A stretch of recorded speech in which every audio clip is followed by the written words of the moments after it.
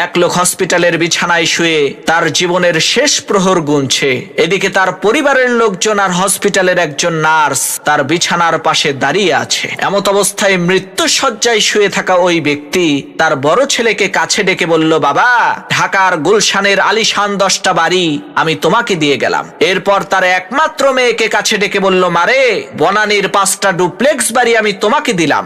এরপর ছোট ছেলেকে বলল, বাবা, তুমি সবার চাইতে ছোট আর সবার চাইতে আমি তোমাকে বেশি ভালোবাসি, এজন্য বসুন্ধরা সিটি কমপ্লেক্সের ওই 15টা দোকান আমি তোমার নামে করে দিলাম। অবশেষে তার স্ত্রীকে বললেন, আমি দুনিয়া থেকে চলে যাওয়ার পর টাকা পয়সার জন্য যাতে কারো কালো মুখ দেখতে না হয়, এজন্য এলিফ্যান্ট রোডের 12টা ফ্ল্যাট আমি তোমাকে দিয়ে গেলাম। পাশে দাঁড়িয়ে থাকা নার্স লোকটার স্ত্রীকে বলল, আহারে, আপনি কতই না ভাগ্যবতী মহিলা, এত ধনী একজন স্বামী পেয়েছেন।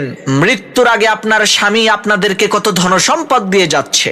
নার্সের এই কথা শুনে লোকটার স্ত্রী বলল, কি সব যাতা বলেন, কিসের ধনী, কিসের সম্পত্তি? আমার স্বামী তো পেপার বিক্রেতা, সকাল সকাল পত্রিকা বিতরণ করার জন্য আমাদের সবাইকে লোকেশন ভাগ করে দিচ্ছে।